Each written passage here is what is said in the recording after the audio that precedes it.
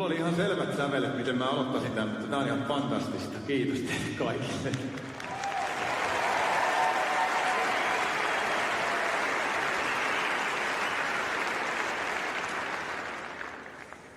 Arvoisat tapparalaiset, ystävät, sukulaiset, perhe ja pelikaverit sekä Oulun Kärpät. Erittäin lämpimästi tervetuloa kaikille. Tänään on järisyttävän suuri kunnia saada seistä täällä edessänne. Juhlistaa pitkää ja hienoa matkaani Tappara-paidassa sekä pääsyä kovimmasta kovimpaan joukkoon. Numerot ja nimet 2 Numminen, 3 Marjamäki, 7 Jutila, 8 Ojanen, 10 Susi, 12 Lehtonen ovat minulle ja kaikille jääkiekkoa seuraaville esikuvia ja uranuurtajia aidossa tapparalaisuudessa, rehellisyydessä, taituruudessa,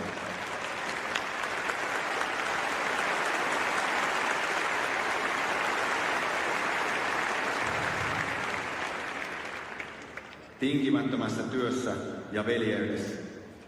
Mahdollisuus liittyä näiden legendojen joukkoon, jonka tänään saan, on suuri mahdollinen kunnia ja olen siitä ikuisesti kiitollinen. Monet täällä paikalla olijoista ovat olleet mukana kokemassa matkaani tavalla tai toisella, ja se yhdistää meitä ikuisesti. Kuitenkin, ennen kuin pääsimme maistamaan menestysaikoja, oli muovattava pelaaja, joka nyt seisoo täällä puhumassa.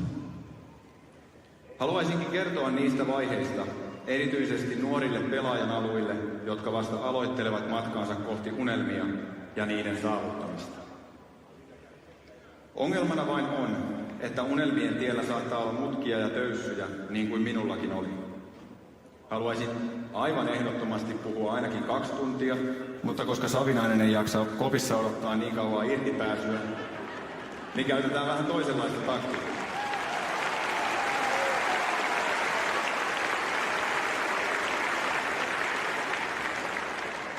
Tulen kertomaan oman urani vaiheista ja käänteistä tarinan ja videoiden muodossa. Täällä on paikalla paljon juniorikiekkoilijoita ja olen onnellinen, jos yksikin teistä saa lisää motivaatiota ja rohkeutta uskoa omiin unelmiinsa oman tarinani myötä. Vielä kerran sydämellisesti tervetuloa.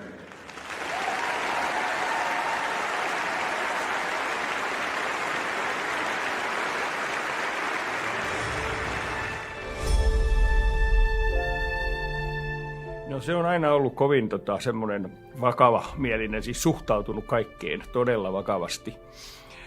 Tietysti se on ollut siitä saakka, kun se on jalkapallon yli nähnyt, niin se on aina jonkun pelivälineen perässä juossut tai luistellut.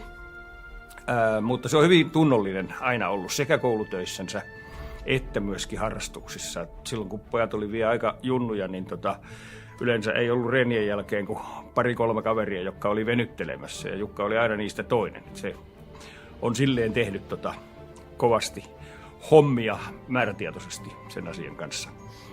Ja sitten se on aina hermoisesti ollut niin kuin, semmoisen joukkueurheilun ja joukkueen ja porukoitten perään ja ollut niistä kiinnostunut. Että yksilöurheilu ei niinkään. Varmasti nyt joku Cooperin tiesti on juostu yksin koulussa ja muuta sellaista, mutta liikunta ja urheilu oli koko ajan läsnä. Taisi joka vuosi olla koulussa 10. Ja sitten kaikki välitunnit ja kaikki muut, niin siinä oli semmoinen jalkapalloporukka siinä pihalla. Ja sitten vielä illalla pihajäille ja kaiken näköistä, että se liikunta on ollut varsin tärkeä kyllä. Vaikka se kouluhommakin oli tärkeä, niin kuin mä sanoin. Niin mutta siitä se on tietysti lähtenyt ja siinä se on sitten pysynyt. Ekaluokasta lähtien oli, että kaikenlaista mitä siihen aikaan lapset teki, mutta tietysti nyt kun jääkiehkosta, jos puhutaan, niin kyllä se aika tiiviisti meni, että talvisin jääkiekon parissa ja kesäisin sitten oli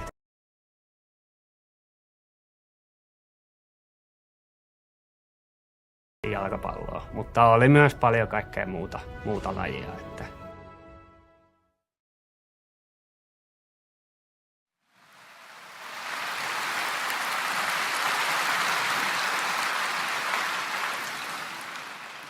Hyvä yleisö, ennen kuin jatkan, niin ystävällisesti pyydän kaikkia istumaan. Täällä on niin kovat valot, että mä en huomannutkaan, että te seisotte ennen kuin se mulle tässä ystävällisesti kerrottiin.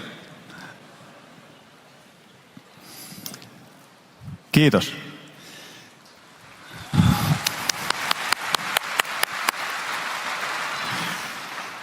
Tesoman jäähallissa taisi olla ensimmäiset viralliset luistelukouluharjoitukset itsellä. Laskettelukypärä päässä ilman leukasuojaa ja hymy huulilla. Kunnes tuli ensimmäinen kaatuminen ja leuka edellä jäähän. Ne harjoitukset päättyivätkin sitten hatan päälle tikkaukseen. Että sellainen aloitus kiekkoilijan uralle. Se ei kuitenkaan nuoren pelurin unelmia lannistanut, vaan päinvastoin siitä alkoi leikin ja hauskanpidon varjolla opettelu kohti jääkiekkoilijan ammattia. Tuhannet ja taas tuhannet tunnit Lamminpään kentällä ystävien ja vanhempien kanssa, välillä pelaten ja välillä omia harjoituksia keksien. Nyt kun olen isä ja seuraan nuorta kiekkoilijaa ja nuorta voimistelijaa harjoituksiin, niin en voi kylliksi kiittää omia vanhempiani Esa ja Maria Peltolaa siitä kuljetuksesta, kustannuksesta ja kannustuksesta, jonka minulle pienestä pitäen soitti.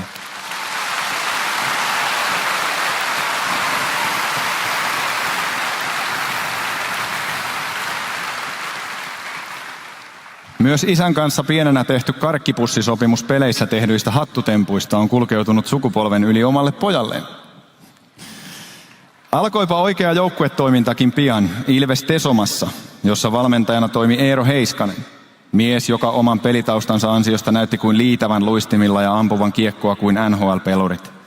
Kiitos Eero tahdostasi ja kärsivällisyydestäsi opettaa nuorille pelaamista ja hauskanpitoa. Nyt itse juniorivalmentajana tiedän, mitä se on muun elämän ja arjen ohella, ja nostankin sinulle sekä kaikille muille juniorivalmentajille ja huoltajille hattuni päästä.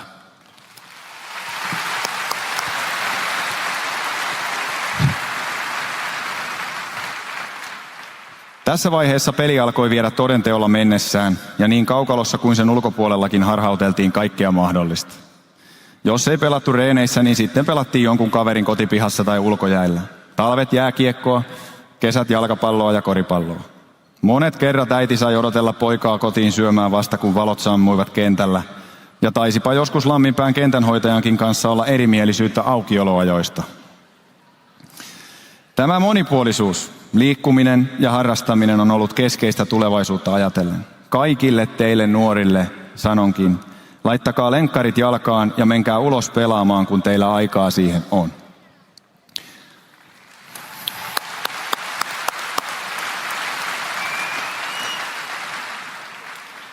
Motivaatiota ja kipinää lisäsi omalta osaltaan Suomen vuoden 1995 maailmanmestaruus. Upeat tapparalaiset, kuten Timo Jutila, Janne Ojanen ja Vellu Pohjonen, olivat vuolemassa kultaa Suomelle ensimmäistä kertaa. Olipa pelaajistossa eräs pienikokoinen pelaaja nimeltä Saku Koivu, joka ei koskaan antanut periksi ja ihailin häntä. Näin numero 11 seurasi minua juniorivuosien aikana. Ilveksessä muodostettiin myöhemmin ikäkausijoukkueet Länsi ja Itä. Siellä toimintaan tuli jo mukaan vähän enemmän harjoittelua ja pelitkin alkoivat olla kovempia. Olin aina ollut luistelutaitoinen, mutta kovin pienikokoinen pelaaja. Ja tuntui, että jääkiekko muuttuu haastavammaksi, kun ei itse ihan pysynyt muiden tahdissa ja pelasin koko ajan isompia poikia vastaan. Jouduin kuitenkin kaivamaan itsestäni paljon sisua ja luonnetta peleissä, jotta pysyn perässä ja pärjään. Näin jälkikäteen ajatellen koko uraani leimasi vahvasti se tunteen ja henkisen kovuuden määrä, jota olin tietämättäni opetellut jo näin